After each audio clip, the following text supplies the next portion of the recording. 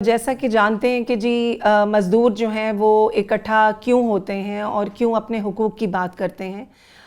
سرمایہ دار ممالک میں سرمایہ داری نظام جو ہے وہ ایک استحصال کے طور پر مزدوروں کے جو حقوق ہیں ان کا استحصال کرتا ہے۔ تو میں سمجھتی ہوں کہ یونین کا بننا اور ٹریڈ یونین کا بننا بہت ضروری ہے۔ جب مزدور اکٹھے ہوتے ہیں، جب اکیلے اگر وہ اسٹرگل کرتے ہیں یا اکیلے وہ جدوجہد کرتے ہیں تو وہ معاملات اتنے بہتر طریقے سے نہیں چلتے، اور سرمایہ دار کبھی بھی نہیں چاہتا کہ مزدوروں کو ان کے حقوق جو ہیں وہ دیے جائیں، چاہے وہ ویجز کے سلسلے میں ہوں، چاہے وہ EOBI پینشن کے سلسلے میں ہوں، چاہے وہ ورکرز ویلفیئر فنڈ کے حوالے سے ہوں، یا کوئی بھی ایسا قانون جو کہ میٹرنٹی لیو کے حوالے سے ہو، ایجوکیشن سیس کے حوالے سے ہو، کوئی بھی ایسا حق جو ان کو ملنا چاہیے وہ نہیں دیتا سرمایہ دار۔ اس کے لیے مزدور جو ہیں وہ اکٹھے ہو کر اپنی تنظیم سازی کرتے ہیں اور یونین بناتے ہیں، یونین کو وہ رجسٹرڈ کرواتے ہیں تاکہ ان کو ان کے حقوق مل سکیں، جو ہر ملک میں، جو پاکستان میں بھی، پاکستان کے جو قانون ہیں، لیبر قوانین ہیں، مختلف ایکٹ بنے ہوئے ہیں، ان ایکٹ کے تحت یا اس قانون کے تحت ان کو اجازت ملتی ہے کہ وہ اپنے حقوق کے لیے جدوجہد کر سکیں۔ جیسے کہ ILO کا کنونشن جو ہے 98 اور 87 جو ہے وہ بھی یہ کہتا ہے کہ مزدوروں کو یونین سازی کی اجازت ہے اور وہ اپنے اداروں میں یونین بنا سکتے ہیں، لیکن اس یونین سے اکٹھے ہو کر، علیحدہ جدوجہد سے بہتر ہے کہ اکٹھے ہو کر مزدور اپنی ایک آواز ہو کر اٹھائیں اور ایک اکٹھ کہتے ہیں یا ایکٹ کہتے ہیں کہ اکٹھے ہو کر اسٹرگل کو کریں، تو یہ جدوجہد جو ہے میں سمجھتی ہوں کہ وہ کامیاب ہوتی ہے، اور یونین ہر ادارے میں بنائی جا سکتی ہے۔ فیکٹری ایکٹ کے تحت فیکٹریوں میں بنائی جا سکتی ہے، اور اس کے تحت اسٹینڈنگ آرڈر کے تحت آپ آفیسز میں اپنی ایسوسیشنز بنا سکتے ہیں، اور جہاں پہ یونینز بنتی ہیں وہاں آپ کو CBA کا ایک سرٹیفکیٹ بھی ملتا ہے، جو اگر پنجاب میں یونین بن رہی ہے تو ڈی جی لیبر جو ہیں وہ اس یونین کو رجسٹرڈ کرتے ہیں، اور اگر پاکستان لیول کی یونین بن رہی ہے تو وہ NIRC میں جا کر آپ کو وہ رجسٹر کروانی پڑتی ہے، جو نیشنل انڈسٹریل ریلیشن کمیشن ہے، جہاں سے آپ کو سرٹیفیکیشن لینا ہوتا ہے، وہ سرٹیفائڈ کرتے ہیں آپ کو، اور آپ کی یونین جو ہے وہ وہاں پہ بنتی ہے۔ لیکن پاکستان میں، پنجاب میں اور پاکستان میں جو ہے وہ لیبر ڈپارٹمنٹس ہیں جہاں پہ آپ اپنی یونینز بنا کر اپنے عہدیداروں کا چناؤ کر ان کو وہاں پر بھیجتے ہیں، DLO کو، ڈسٹرکٹ آفیسر لیبر کو یا لیبر ڈپارٹمنٹ میں، اور وہ اس کی تصدیق کرتے ہیں، اور تصدیق کر پھر آپ کو یونین کا وہ لیٹر دیا جاتا ہے کہ آپ کی یونین جو ہے وہ پنجاب کے لیول پہ رجسٹرڈ ہو گئی ہے، اور آپ کو اس کے گوشوارے جمع کروانے پڑتے ہیں۔ میں سمجھتی ہوں کہ یونین سازی بہت ضروری ہے، چاہے وہ کوئی بھی آپ فیکٹری لے لیں، کوئی بھی ادارہ لے لیں، کوئی بھی یا ہوم بیسڈ ورکر لے لیں یا ڈومیسٹک ورکرز کو لے لیں، ان کا اکٹھے ہو کر جدوجہد کرنا، یونائٹڈ اسٹرگل جو ہے، متحدہ جدوجہد جو ہے وہ بہت ضروری ہے، تاکہ وہ اپنے حقوق کو پامال ہونے سے بچا سکیں، تاکہ ان کے اپنے حقوق جو ہیں، جو ان کے قانونی حقوق ہیں، وہ ان کو مل سکیں۔ اور یہ میں سمجھتی ہوں کہ یہ ضروری ہے، بہت زیادہ ضروری ہے۔ یونینز بن جاتی ہیں تو پھر اس کے بعد ادارے میں جب یونینز بن جاتی ہیں تو پھر فیڈریشنز بنتی ہیں، اور فیڈریشن جو ہوتی ہے وہ ایک امبریلا ہوتی ہے، اس کے انڈر تمام یونینز آتی ہیں، مختلف یونینز، جیسے اگر 21 یونینز پورے پاکستان لیول کی ہیں تو وہ پاکستان لیول پہ یونینز کے مختلف اداروں میں یونینز کے رائٹس کو، ورکرز کے رائٹ کو پروٹیکٹ کریں گی، چاہے وہ خواتین ورکر ہوں، چاہے وہ مرد ورکر ہوں۔ اور جب وہ فیڈریشن لیول پہ آتی ہیں تو وہ مختلف یونینز اس میں شامل ہو جاتی ہیں، اور جب کنفیڈریشن ہوتی ہے تو کنفیڈریشن جو ہوتی ہے وہ ایک لوز الائنس ہوتا ہے، جس کے اندر فیڈریشنز جو ہیں وہ اس کے ساتھ الحاق کرتی ہیں، جیسے آل پاکستان ورکرز کنفیڈریشن ہے، جیسے آل پاکستان ٹریڈ یونین فیڈریشن ہے، یا مختلف ٹریڈ یونین پاکستان میں فیڈریشنز ہیں جو اپنی اپنی جگہ پر مزدوروں کے حقوق کے لیے، چاہے وہ خواتین کے حقوق ہوں، چاہے وہ کسانوں کے حقوق ہوں، چاہے وہ مزدوروں کے حقوق ہوں، وہ ان کے لیے کلیکٹیو بارگننگ کرتی ہیں، اور ان کو جب CBA کا لیٹر مل جاتا ہے تو مینجمنٹ سے جا کر آپ بات چیت کر سکتے ہیں مزدوروں کے حقوق کے لیے کہ ان کو جناب ان کی ویجز جو ہیں یہ کوئی پرسنٹیج طے کی جائے تاکہ سالانہ جو ہے وہ ان کی ویجز انکریز ہو سکیں مہنگائی کے ساتھ ساتھ، اور اس کے ساتھ ساتھ ان کے بونسز پہ بھی بات ہوتی ہے اور بھی ان کے بہت سے رائٹس ہوتے ہیں خواتین کے، کیونکہ خواتین ورکر جو ہیں ان کے مسائل جو ہیں وہ تھوڑے سے مرد مزدوروں سے مختلف ہیں، جس میں ان کے میٹرنٹی رائٹس آ جاتے ہیں، میٹرنٹی لیو آ جاتی ہے، پوری دنیا میں پیٹرنٹی لیو ہو رہی ہے، مزدوروں کو مردوں کو بھی لیو دی جاتی ہے جب خواتین پریگننٹ ہوتی ہیں، لیکن پاکستان میں ابھی پیٹرنٹی لیو اب شروع کرنے کے لیے شاید آگے جا کر، کیونکہ ہم لوگوں کی بات چیت ہو رہی ہے، اور اسی طرح سے ڈے کیئر سینٹر کے حوالے سے جو ہے وہ ہم ان چیزوں کو سامنے رکھتے ہیں کہ جہاں جہاں فیکٹری ہے، اگر خواتین ورکر کام کر رہی ہیں اور ان کے بچے ہیں تو وہ اس کرشز میں، اس ڈے کیئر سینٹر میں ان کو رکھنا ان کا قانونی اور ان کا حق ہے مزدور ایز اے مزدور ہونے کے ناطے، اور ایک جو فیکٹری مینجمنٹ ہے اس کو ہر فیکٹری کے اندر کرش جو ہے child care day care centre جو ہے وہ بنانا چاہیے، اور اس کے علاوہ خواتین کے لیے جو equal remuneration for equal work کے لیے بھی بات چیت ہوتی ہے، کیونکہ عموماً یہ دیکھا جاتا ہے کہ مزدوروں سے وہ ہوتی تو مزدور ہی ہیں، لیکن ان کے جو رائٹس ہیں، ان کے جو قانون کے مطابق ان کے رائٹس کو تھوڑا سا ان کے حقوق کو تھوڑا سا کم سمجھا جاتا ہے۔ تو equal remuneration for equal work یہ ILO کا کنونشن 100 ہے، 100 ہے، جو یہ کہتا ہے انٹرنیشنل لیبر آرگنائزیشن ہے، جو مزدوروں کے کوئی بھی گریوینسز ہو وہ انٹرنیشنل لیول پر اس کو اٹھاتے بھی ہیں، اور وہاں پہ اگر آپ کا کوئی ایسا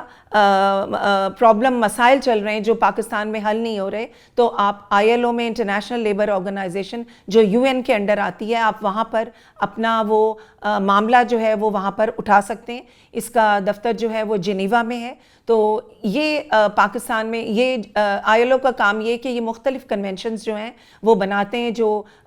ہوم بیسڈ ورکر کے حوالے سے بھی ہیں، مزدوروں کے حوالے سے بھی ہیں، خواتین ورکرز کے حوالے سے بھی ہیں۔ تو میں جو ایکول ریمونریشن کے ایک سے کام کا خواتین کو ایک سا معاوضہ نہیں ملتا، تو جب ہمیں CBA لیٹر مل جاتا ہے تو ہمارا یہ رائٹ بن جاتا ہے، ہمیں یہ قانونی حق مل جاتا ہے کہ ہم جا کر انتظامیہ سے خواتین ورکرز کے لیے بھی بات کریں اور مزدور ورکرز کے لیے بھی بات کریں، اور مزدوروں میں خواتین مزدور کی کوئی وہ نہیں ہوتی، اصطلاح نہیں ہوتی، چاہے وہ اگر خواتین ہیں وہ بھی مزدور ہیں اور اگر مرد ہیں وہ بھی مزدور ہیں۔ تو میں سمجھتی ہوں کہ مزدوروں کی ٹریڈ یونین ان کا قانونی حق ہے جو ان کو اکٹھے ہو کر جدوجہد کر کے اپنے حقوق کو حاصل کرنے کے لیے میں سمجھتی ہوں کہ بہت ضروری ہے۔ اب چیلنجز کے حوالے سے اگر بات کر لیں تو پاکستان کی میں بات کرتی چلوں، پوری دنیا میں بھی آپ نے دیکھا ہے کہ سوشل سیکیورٹی سسٹم جو ہے وہ جو ہمیں علاج معالجے کی جو صحت کہ جو سہولت دی جاتی ہے وہ پوری دنیا میں دی جاتی ہے، لیکن پاکستان میں جو ہے وہ معاملات چل رہے ہیں۔ ہم سوشل سیکیورٹی کے تحت مزدوروں کو رجسٹرڈ کیا تو جا رہا ہے، لیکن کیونکہ یونین سازی جو ہے وہ صرف 2% ہے پاکستان میں، اس لیے سوشل سیکیورٹی یہ جو جس کے تحت مزدوروں کو صحت کی سہولیات ملتی ہیں اور دیگر سہولیات ملتی ہیں، جیسے اگر کوئی مزدور مر جاتا ہے تو اس کا گروپ انشورنس جو ہے وہ مالکان بھی جمع کرواتے ہیں اور مینجمنٹ کی طرف سے جمع ہوتی ہے، اور وہ ورکر ویلفیئر فنڈ میں بھی جاتی ہے، اور اس کے تھرو بھی کچھ معاملات جو ہیں وہ چل رہے ہوتے ہیں ایجوکیشن سیس کے، کہ بچے اگر اسکالرشپ لینا چاہتے ہیں، مزدوروں کے بچے پڑھنا چاہتے ہیں تو ان کو اسکالرشپ بھی ملتا ہے۔ تو میں سمجھتی ہوں ان چیزوں کے لیے ہمیں بہت زیادہ فائٹ کرنی پڑتی ہے۔ میرج گرانٹ ہو گئی کہ اگر کسی مزدور کے بچی کی شادی ہے تو وہ گرانٹ جو ہے وہ مالکان نہیں دیتے، جہاں پہ یونین نہیں ہے، یونین سازی نہیں ہے، وہاں پہ یہ سب کچھ نہیں دیا جاتا، اور کیونکہ 2% یونینز جو ہیں وہ رجسٹرڈ ہیں تو اس کی وجہ سے پاکستان میں جتنی بھی انڈسٹری ہے بہت سارا مزدور جو ہے وہ ٹریڈ یونین کے جو حقوق ہیں ان سے ان کے حقوق جو ہیں وہ پامال کیے جا رہے ہیں۔ تو ٹریڈ یونین بننا بہت ضروری ہے، اور اس کے لیے متحدہ جدوجہد جو ہے وہ بہت ضروری ہے۔ خالی سوشل سیکیورٹی کے لیے ہمیں جدوجہد نہیں کرنی ہوتی، بلکہ جب ہم سوشل سیکیورٹی کے تحت رجسٹر ہو جاتے ہیں، جیسے سندھ میں جو ہے سندھ انسٹیٹیوٹ، سندھ پیسی پنجاب میں Punjab institute of Punjab social security institution, इसी तरह सिंध में है, इसी तरह KPK में है और इसी तरह और सूबों में, बलूचिस्तान में है। तो इसके तहत हमें कुछ प्रोटेक्शन जो है वो मिलती है, लेकिन ये इदारे बनने में भी मज़दूरों की एक बहुत बड़ी जिद्दोजहद जो है, तवील जिद्दोजहद जो है वो शामिल है। और अब अगर कोई इसको ख़त्म करने की कोशिश करेगा तो मेरे ख़्याल में ये बहुत गलत होगा। और यही वो कानूनी हक़ हैं जो हम अपनी यूनियन साजी इकट्ठे होकर मज़दूरों को लेकर देते हैं। और अगर यूनियन नहीं है तो मज़दूर इस हक़ से महरूम हो जाता है। लेकिन फिर भी हम ये बात कर रहे हैं हुकूमती सतह पर, जिन जिन कमेटीज़ में हम बैठे हुए हैं, जहाँ जहाँ भी हम ख़वातीन वर्कर्स हों, चाहे मर्द वर्कर्स हों, चाहे मज़दूरों के कोई भी नुमाइंदे, चाहे वो EOBI में बैठे हुए हों, चाहे वो वर्कर्स वेलफेयर फ़ंड की GB में बैठे हैं, जनरल बॉडी में बैठे हुए हों, चाहे वो सोशल सिक्योरिटी की जनरल बॉडी में बैठे हुए हों, आप उनके हकीकी नुमाइंदे अगर नहीं हैं तो वहाँ पर बैठकर आप मज़दूरों के लिए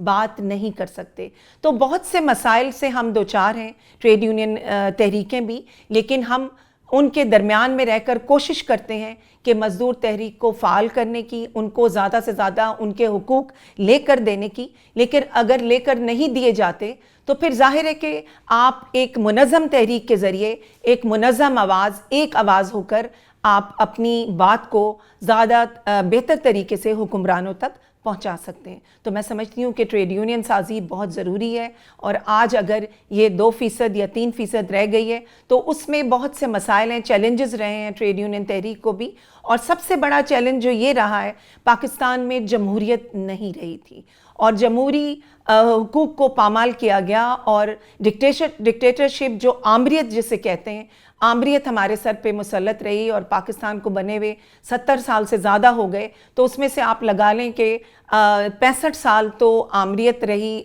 60 साल आमरियत रही है अगर मैं गलत नहीं हूँ, और उसके बाद जो है वो कुछ अरसा मिला जमहूरियत को, जमहूरी हुकूमतों को आने का। तो जब आमरियत आती है तो वो ऑब्वियसली जब जमहूरी इंस्टीट्यूशन होते हैं, चाहे वो ट्रेड यूनियन हो, चाहे वो पार्टीज़ हों, पॉलिटिकल सियासी पार्टियां हों, चाहे वो सिविल सोसाइटी की तंजीमें हों, वो कोशिश करते हैं। आमरियत ने हमेशा पाकिस्तान में ये कोशिश की कि ऐसे इदारों को ख़त्म करने की जो लोगों के हुकूक की, जो मज़दूरों के हुकूक की, जो इंसानी हुकूक की बात करते हैं, जो ख़वातीन के, किसानों के और बच्चों के हुकूक की बात करते हैं। तो हमेशा यही चैलेंजेस जो थे ट्रेड यूनियन ने भी फेस किए आमरियत के दौर में। और उसी दौर में जब ट्रेड यूनियन तहरीक बन रही थी, सबसे पहले मैं ज़ियाउल हक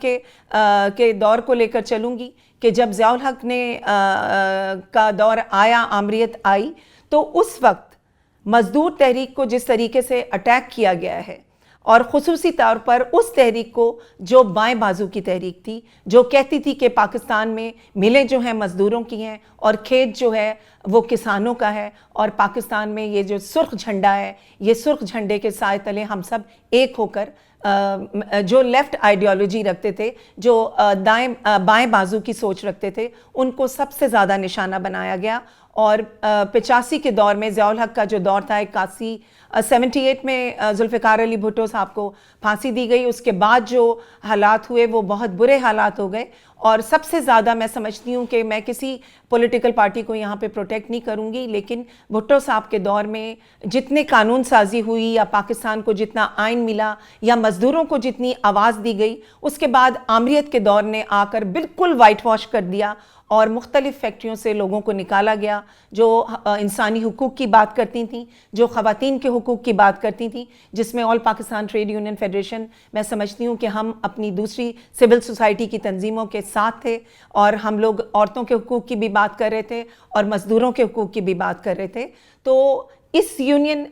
साजी का ये हुआ कि हमें मुख्तलिफ़ फैक्ट्रियों से निकाल दिया गया। पूरे पाकिस्तान में ट्रेड यूनियन को ख़त्म बड़े मुनज़्ज़म तरीके से किया गया और लोगों को नौकरियों से निकाल दिया गया। और उसमें जब बाद में जमहूरी हुकूमतें आईं, सो कॉल्ड कुछ हुकूमतें बेहतर आईं, कुछ नहीं भी बेहतर आईं, लेकिन कम अज़ कम जमहूरी हुकूमत में आप अपनी आवाज़ को बहुत मौसर तरीके से उठा सकते हो और आप कहीं भी जा सकते हो। लेकिन आमरियत के दौर में आपको उठाकर जेलों में बंद करना, आप अपनी तहरीक को अगर आगे लेकर जा रहे हैं तो आप पर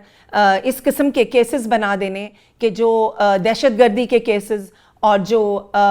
مزدور یونین جو بھی جہاں پہ بھی بنتی رہی ہے وہاں پہ دہشت گردی کے کیسز ٹیررسٹ ایکٹ کے تحت بنائے گئے، اور اگر یونین بنتی تو وہاں پہ فوری طور پر دوسرے دن مزدوروں کو نکال کر ان کو ٹرمینیشن نوٹس دے دیا جاتا، کیونکہ پاکستان میں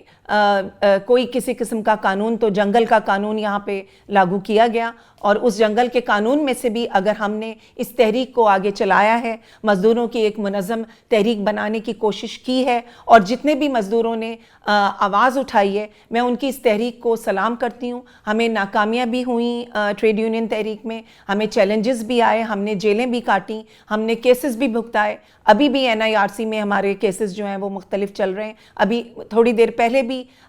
کال آئی ہے جس میں ہمیں کہا گیا ہے کہ آپ آئیں کل آ کر اپنی شہادتیں ریکارڈ کروائیں، اور تاکہ NIRC میں جو آپ کے کیسز ہیں ان کو وہ کیا جائے۔ تو کیوں یہ کیسز کیوں بنتے ہیں کہ جب ہم ٹریڈ یونین بناتے ہیں تو وہاں پہ سرمایہ دار یہ نہیں چاہتا کہ مزدوروں کی کوئی آواز ہو، وہ اپنے حق کی بات کریں، وہ سرمایہ میں سے اپنا حصہ مانگیں جو ان کا جائز حق ہے، جو سرمایہ دار چاہتا ہے کہ وہ ان کو نہ دیا جائے۔ تو میں سمجھتی ہوں کہ بہت سے چیلنجز ہم نے ٹریڈ یونین تحریک نے برداشت کیے، اور ایز اے ویمن ایکٹیوسٹ تو میں آپ کے سامنے بالکل کھل کے کہوں گی کہ پاکستان میں ٹریڈ یونین تحریک میں خواتین مزدور جو ہیں وہ بہت کم سامنے آئی ہیں، اور اس کی بہت سی وجوہات ہیں، وہ خالی آپ اس کا ٹریڈ یونین کو الزام نہیں لگا سکتے، اس کا ایک پروپیگنڈا ہے مزدور تحریک کے خلاف جو بڑا مضبوط پروپیگنڈا تھا کہ یہ لوگ صحیح نہیں ہیں، یہ لوگ غنڈے ہیں، یہ موالی ہیں، یہ مزدوروں کے حق کی بات کرتے ہیں۔ اور یہ پروپیگنڈا کس کا ہے؟ یہ استحصالی قوتوں کا، ان سرمایہ داروں کا اور ان کے حواریوں کا جو نہیں چاہتے پاکستان میں مزدور تحریک اکٹھی ہو، مزدور اکٹھے ہوں، وہ نجکاری کے خلاف جو پرائیویٹائزیشن ہے اس کے خلاف آواز اٹھائیں، وہ آواز اٹھائیں کہ منیمم ویج ہمیں کیوں اتنی کم دی جا رہی ہے، جو کم از کم تنخواہ اتنی دی جائے جس میں ایک انسان عزت کے ساتھ اپنے بچوں کے ساتھ گزارا کر سکے۔ تو میں سمجھتی ہوں کہ یہ ہمارے جائز حقوق ہیں جن کو لینے کے لیے ہم نے اسٹرگل کی، اور ہم کر رہے ہیں، اور آمریت میں ہمیں بہت زیادہ چیلنجز ہوئے، اور ابھی بھی ہمیں بہت زیادہ چیلنجز ہیں۔ ہم کوئی اتنے خوش نہیں ہیں کہ موجودہ جو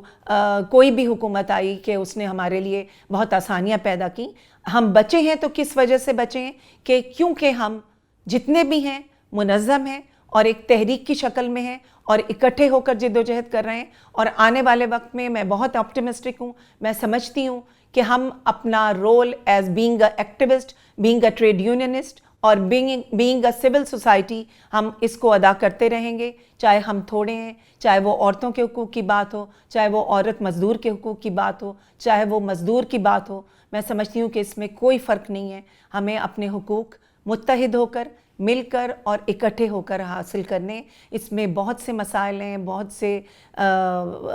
میں سمجھتی ہوں گھمبیر مسائل ہیں کہ آپ کے گھر والے بھی آپ کو اجازت نہیں دیتے، آپ کے فیملی آپ کو اجازت نہیں دیتی، سرمایہ داروں کا مؤثر پروپیگنڈا ہوتا ہے، وہ نہیں چاہتے کہ ٹریڈ یونین تحریک جو ہے وہ مضبوط ہو، لوگ اکٹھے ہوں اور اکٹھے ہو کر اپنے حق کی بات کریں۔ اور اسی لیے جب آپ ٹریڈ یونین بناتے ہیں تو کوشش کی جاتی ہے کہ دوسرے دن ملازمتوں سے لوگوں کو نکال دیا جائے، اور پھر ہم ان کو ملازمتوں کی بحالی کے لیے ان کے کیسز لڑتے ہیں اور کورٹوں میں جاتے ہیں، مختلف court, labour court number 1، labour court number 2، labour court number 3، پھر ہائی کورٹ، اور پھر اسی طرح سے سپریم کورٹ میں۔ تو یہ اتنا آسان کام نہیں ہے۔ میں سمجھتی ہوں کہ یہ بہت بڑے چیلنجز ہیں جن کا سامنا پاکستان میں ہم نے آمریت کے دور میں بھی کیا، سول حکومتوں کے دور میں بھی کیا، کیونکہ جو بھی حکومتیں رہی ہیں وہ سرمایہ داروں کی پپٹ رہی ہیں، سرمایہ داروں کی ان کی بنائی ہوئی پالیسیوں پر چلی ہیں، اور آمریت کی بنائی ہوئی استحصالی قوتوں کی بنائی ہوئی پالیسیوں پر چلی ہیں۔ تو میں سمجھتی ہوں کہ ہر تحریک کو متحد ہو کر، مضبوط ہو کر، ایک آواز ہو کر آگے بڑھنے کی ضرورت ہے۔ اگر کوئی یہ کہے کہ ٹریڈ یونین تحریک کے چیلنجز میں، جیسے میں نے ابھی بات کی، تو ایک بڑا چیلنج یہ بھی ہے کہ ایک ایز اے خاتون لیڈر ہونے کے ناطے یا ایکٹیوسٹ ہونے کے ناطے، جو ہمارے ملک میں جو پدر شاہی نظام ہے اور جو جاگیردارانہ نظام ہے، اس کے تحت خواتین کو آگے آنے کا بہت کم موقع دیا گیا ٹریڈ یونین کی تحریک میں، اور ان کو